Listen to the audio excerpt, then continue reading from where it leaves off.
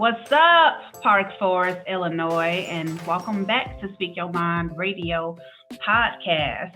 It's September 8th, 2022, and a lovely 81 degrees outside, okay?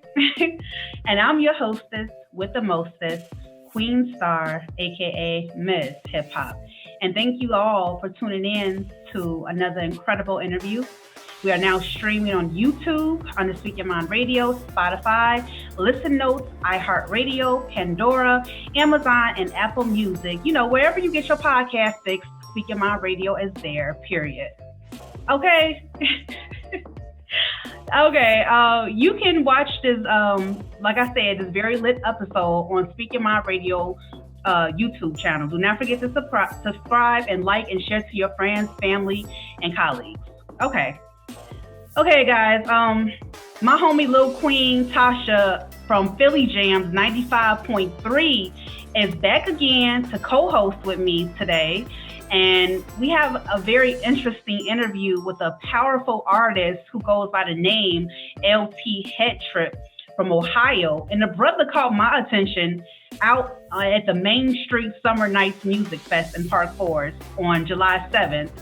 And he was performing with his live band, Basil and the Supernaturals. And he was rocking the freaking mic, y'all, okay? So therefore, I had to ask him to come on today's show. And we will be talking with LT Headtrip about his career from the age of 18, moving to New York to pursue his dreams, you feel me?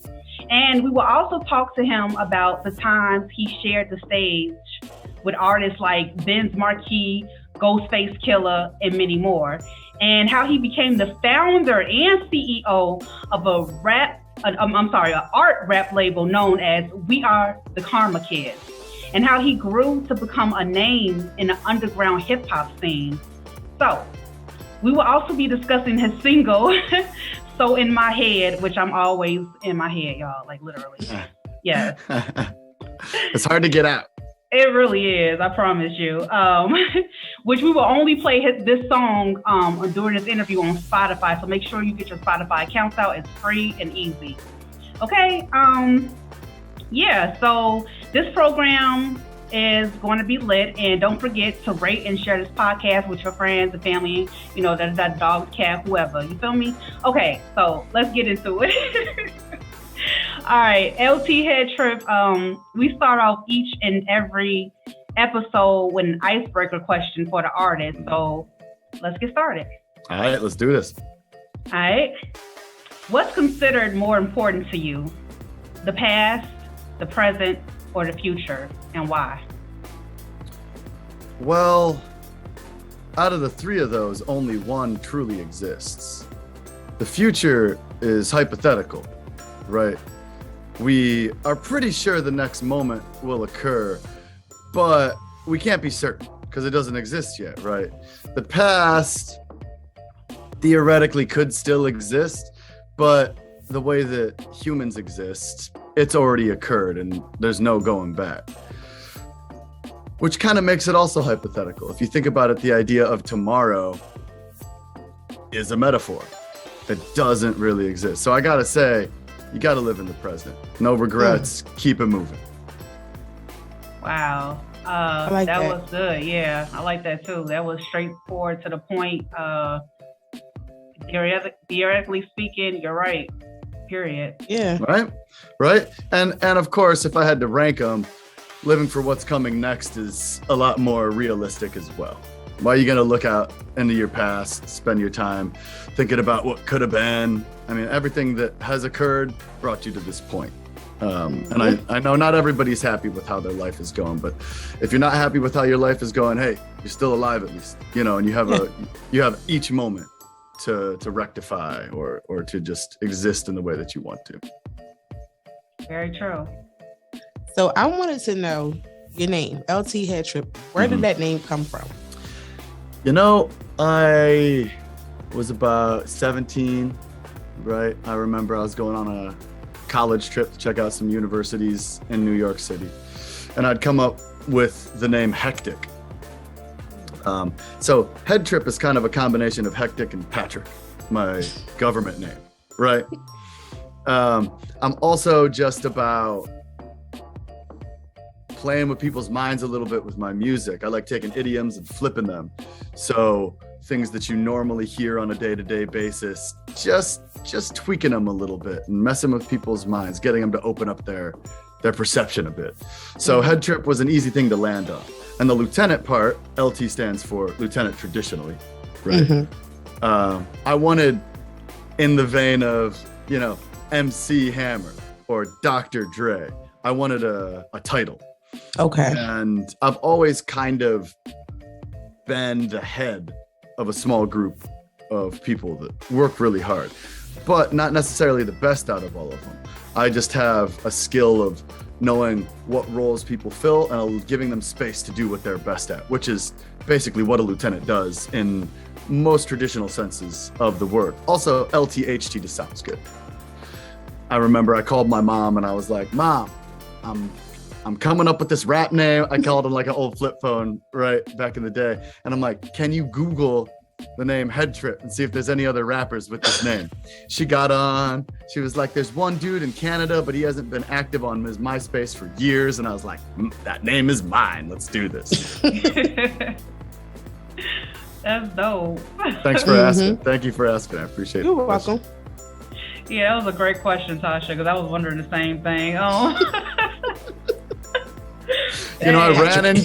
I ran into a lieutenant, a friend of mine who I graduated college with, at the Armory Bar in Manhattan once. And I was all worried because I was afraid people were going to be like, you're not a lieutenant. You never earned your rank.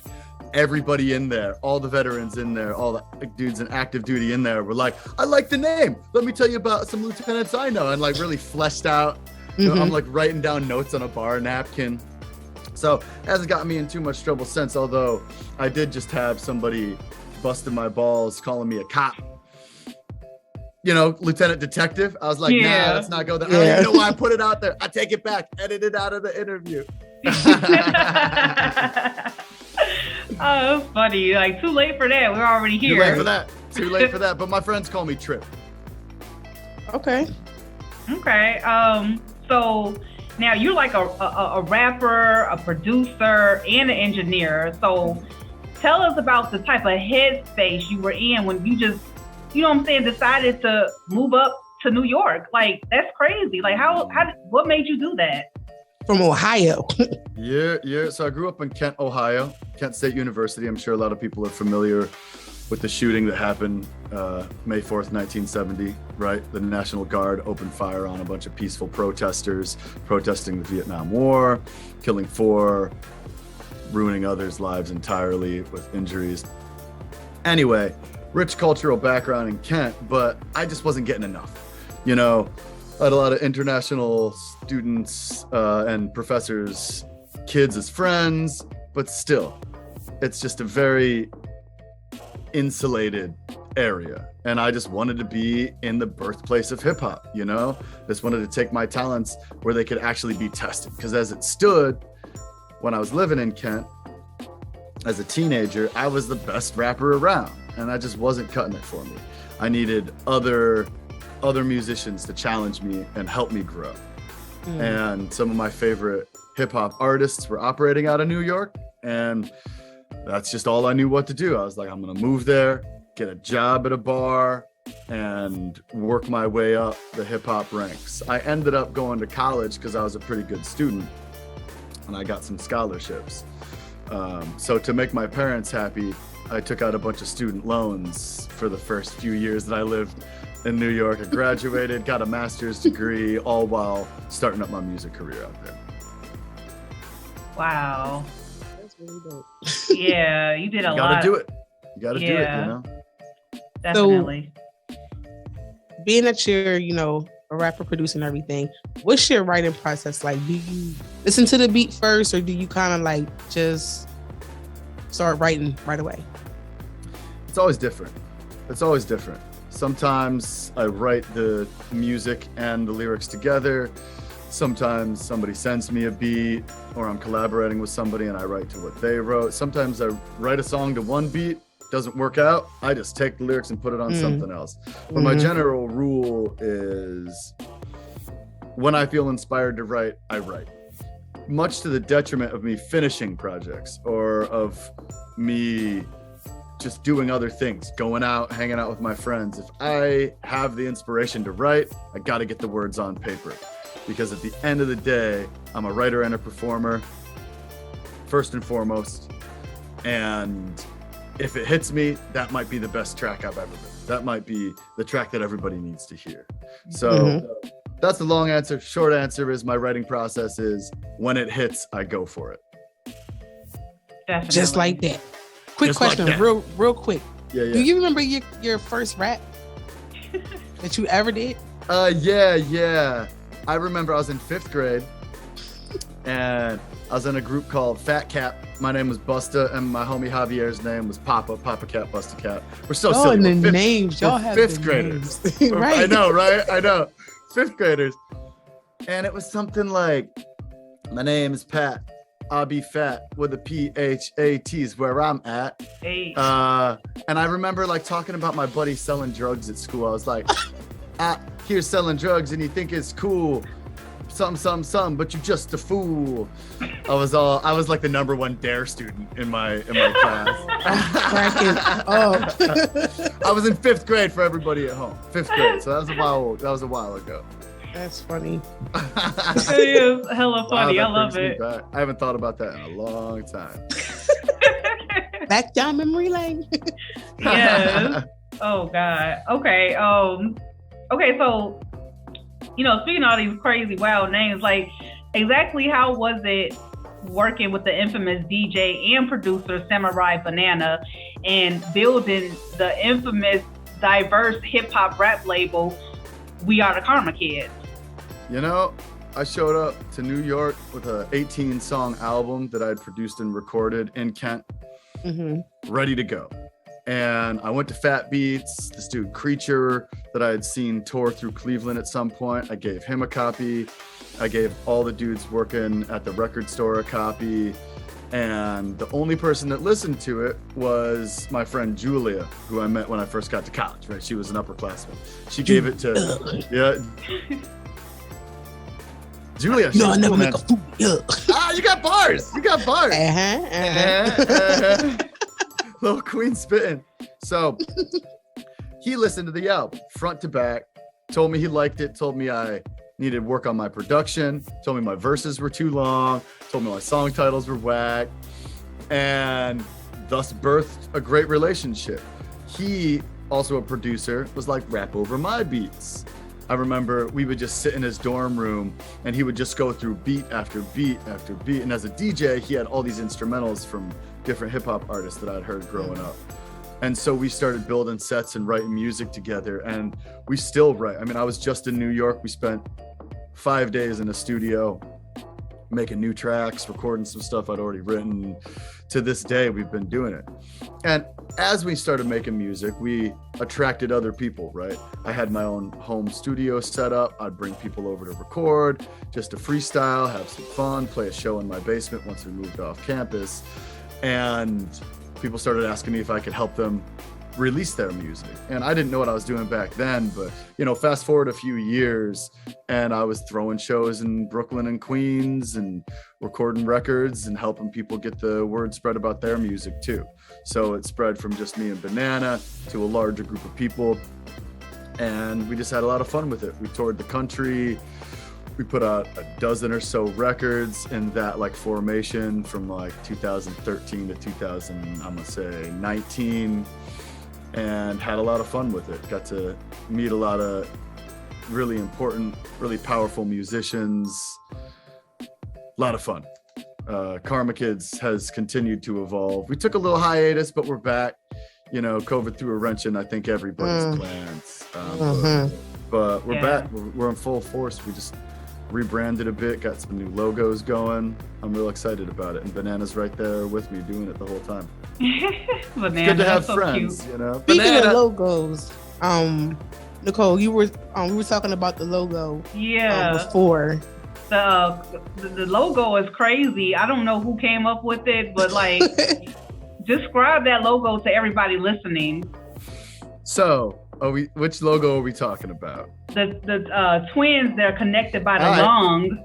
Yeah, so Karma Kids, right? We're sitting around and the idea was, how do we come up with a logo that kind of encompasses our punk rock, DIY hip hop energy and also kind of ties back into karma? Because while I'm not a student of many religions, I do feel the need to touch base in the words that I use. You know, we came up with that name when we were kids, and to tie it back in, we came up with the idea of Siamese twins that are killing each other. Now, again, that's extremely violent, and that's one of the reasons that I've kind of left it in the past. But my dude Dunce Cat, at the time, his partner was this incredible street artist, Hiss. You can check her stuff out, Hiss X or Hiss XX on different social medias. She draws cats with a third eye. Wow. So she drew us these Siamese twins, both with a third eye, one smoking a cigarette, and one has a weapon to their head. And the idea is they're both on the verge of killing each other, right? Yeah. Because there are consequences to your actions. Just a simple idea of karma, not too deep. The third eye kind of brings in some spirituality. And I remember we printed that up on shirts. Now my crew was very live, throw each other around. We played a lot of basements, a lot of just dive bars across the country, as well as larger venues, but we've really found our homes in the dirtier spots. It was a lot of fun. And I remember we rocked the logo for a while, and then we printed it on shirts, and I was like in Oklahoma on tour with the shirt on at a diner, and everybody was looking at me like there was something wrong with me. And I was like, you know what? Maybe this isn't the best logo to wear in the flyover zone. Whew. So recently we rebranded, spell out WACK, WATKK, with the third eye up top of the T to kind of as a callback to that logo. But I mean, I gotta say, we turned heads with that thing. It's really well drawn. There's an animated version in some of my old videos. And it's, you know, I'm not like rewriting history. I'm not going to erase that logo from all the videos that's on. So you can still find it. So I want to talk about genre. I read in your bio something about Def Juke. Is that a genre of music? Def Jux. Def Juke. Okay, I thought it was Def Juke. Yeah. I'm sorry. No, it's all good. They you know, all these words, how do you pronounce any of them, right? We're all just working our way through a wacky language that has no real spelling rules that stick. So we're just going with it. Def Jux is a record label that was active in New York City in the early 2000s. And really just pushed the boundaries of what it means to make a rap record. I heard A$AP Rock, for example, was on that label. LP from Run the Jewels ran the label. And they just kind of made weird music, which was a really eye-opening thing to me. I was trying to be in bands as a kid. I played bass guitar. I can't really sing, but I tried to. And all the while, our music teacher in middle school taught us how to use a digital audio workstation in iMovie. And so I had the skills to make electronic music, but I was trying to be in a band. And when I started listening to Def Jux and to Outkast and to Gorillaz and all this like off-kilter weird hip hop, I was like, oh, I can write about whatever I want in rap, and kind of shifted gears to do that. So hence the migration to New York City, where Def Jux was headquartered at the time. Okay. So I'm not really too familiar with emo music. Are you familiar with it? I'm like, emo, ain't that an animal? Emu. Yeah, emu. So what exactly is emo music? So emo music was a movement, I'm gonna say, in also the early 2000s, the late 90s, that swoopy black bangs, kind of matted to the face, off to the side, tight black clothes. It was kind of the birth, in a way, of the modern Williamsburg scenester, right? Tight jeans. Back then, we had to buy our skinny jeans in the girls section of the store, right? It's like, Yeah, I mean, I didn't know that. imagine the backlash you get when you wear girl jeans and you're a rapper. It was kind of fun, you know, like it was really eye-opening in a lot of ways for me and the people observing me and my boys. So emo is like it's short for emotional. Right? Yeah. Okay. And it's just very emotional, sad. And I don't want to say depressing because it's almost like empowering in a very kind of bleak way music. Thursday, Dashboard Confessional are some of the big names that came out of the emo movement. And it could go from acoustic guitars to full band with like electric guitars screaming, all that stuff. I was right outside the emo movement. I was more in like the pop punk movement and kind of the vestiges of garage rock and garage punk as I kind of intertwined the genres in my own music. But all my boys were listening to emo and crying about girls and on a Drake.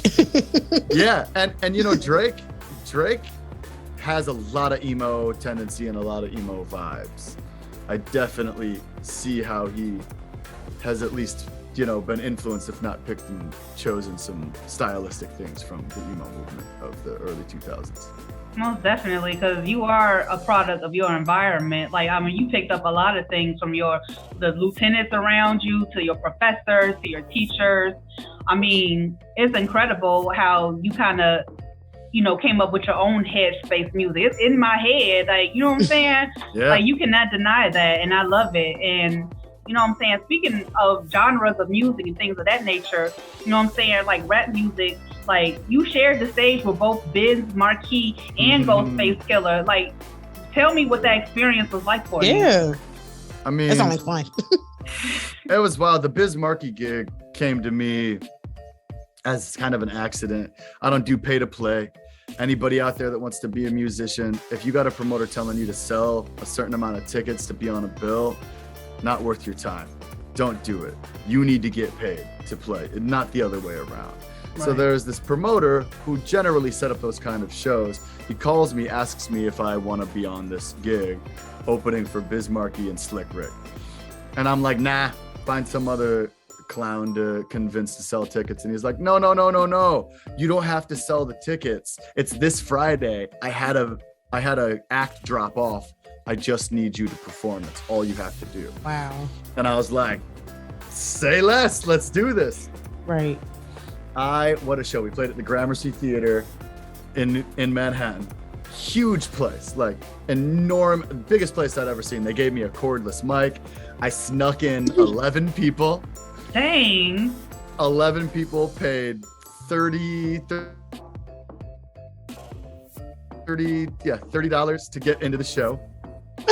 For me. So I brought 5 people on my team to sell my merch, to back me up on stage. I brought all my boys up and we absolutely crushed. I mean, I had the audience, like we're talking Biz Markie, Slick Rick fans. Right. This is a much older demographic than I'm used to playing for, right? I'm playing to college kids mostly at this point in my career. And I got these like middle-aged ladies going, drilling a hole in your head gets you high. One of my hit songs at the time. It was a blast. I sold more merch before I even went on the stage than I've ever sold at an entire gig. Just because people were ready for it. At the very end of my set, my DJ breaks a record, right? Smashes it. I'm screaming into the mic, getting real emo on these people, and the stagehand is freaking out, and I'm looking off stage. It's a controlled break. It's a controlled break. Ba-da-da-da-da-da-da-da. You know, trying to calm her down. Very end of the night.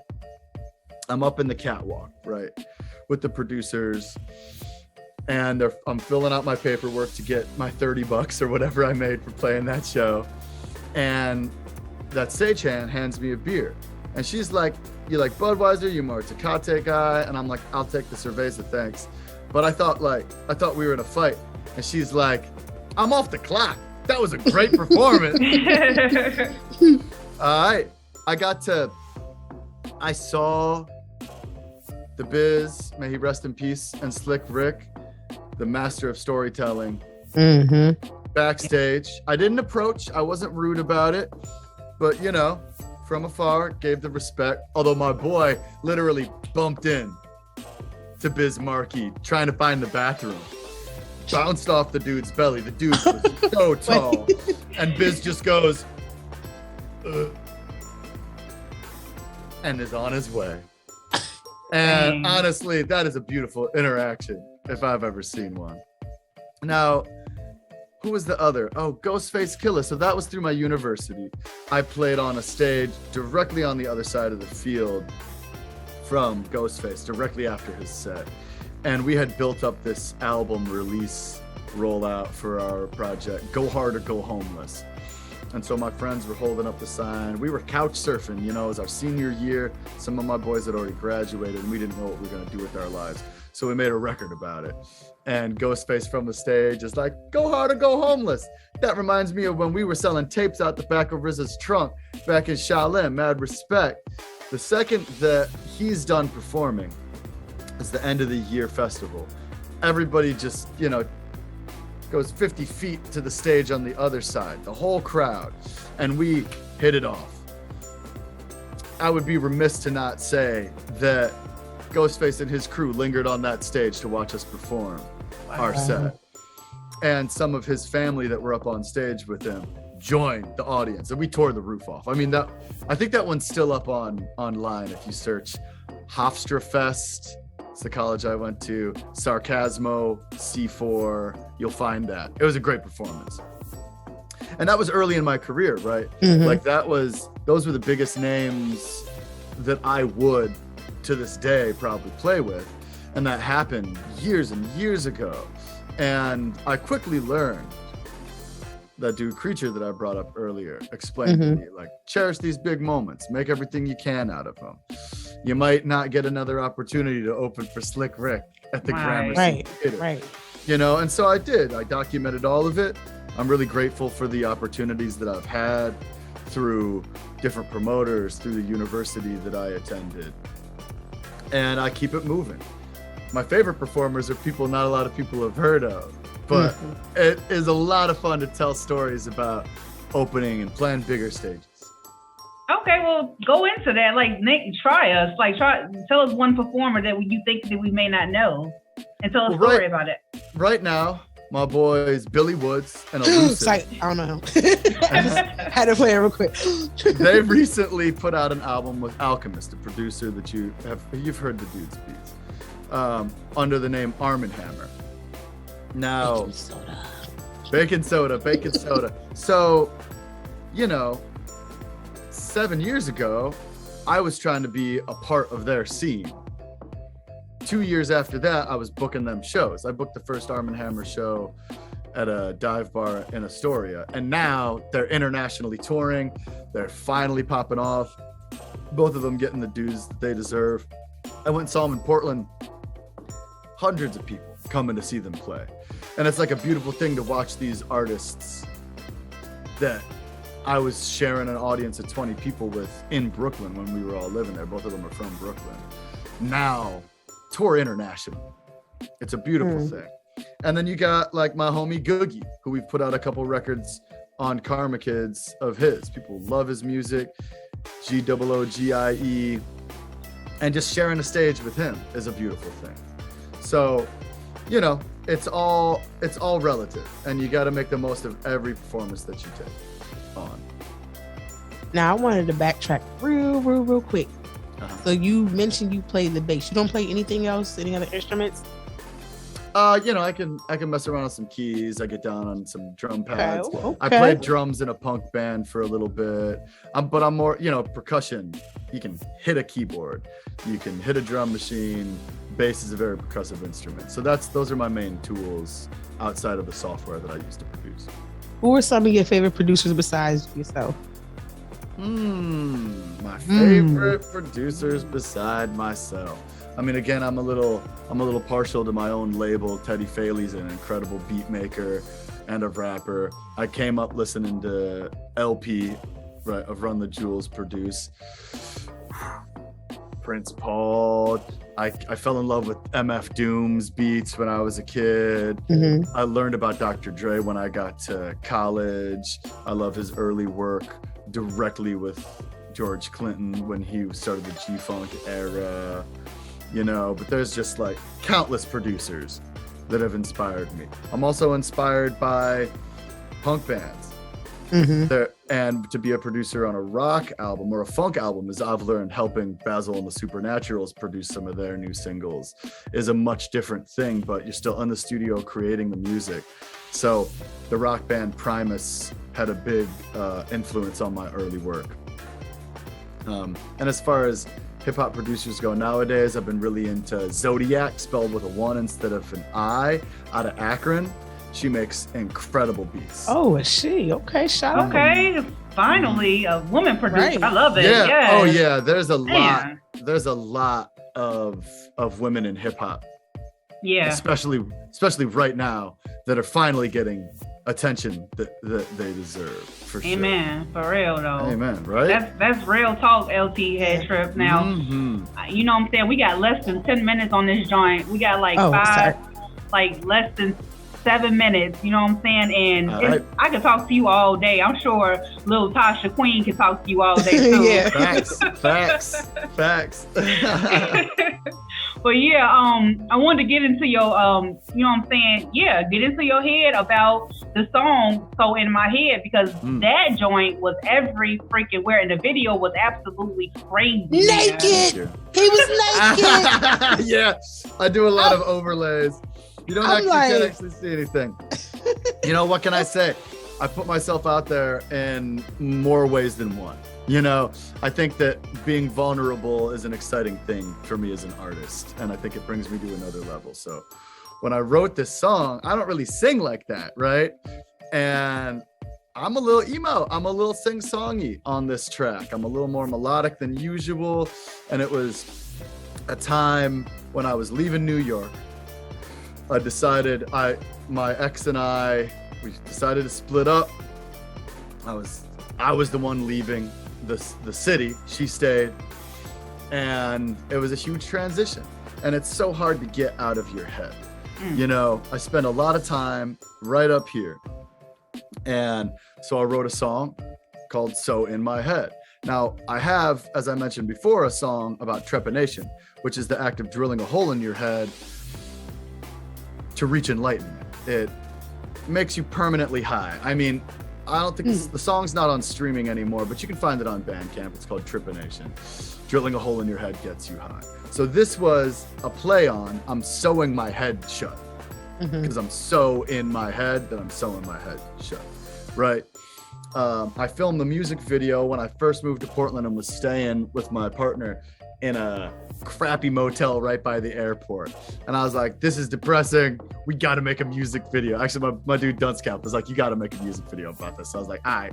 So we took this old 1997 Sony camcorder that I've been carrying around and shot this like very visually striking, very warm video around the song and just kind of put it out there. The B-side's also very vulnerable. And if nothing else, I hope that releasing songs like this can help people understand that it's okay to be vulnerable in the public eye. It's okay to switch gears. And we all deal with mental health issues, whether it's, you know, surface level where you get a discount to 3, or you need a SSRI, or you need some talk therapy, which I definitely suggest if you're on meds, get a talk therapist. It can help. You know, get it out. Don't stay in your head. There's professionals out there, and a lot of your loved ones are there for you to talk to you about what's going on in your life.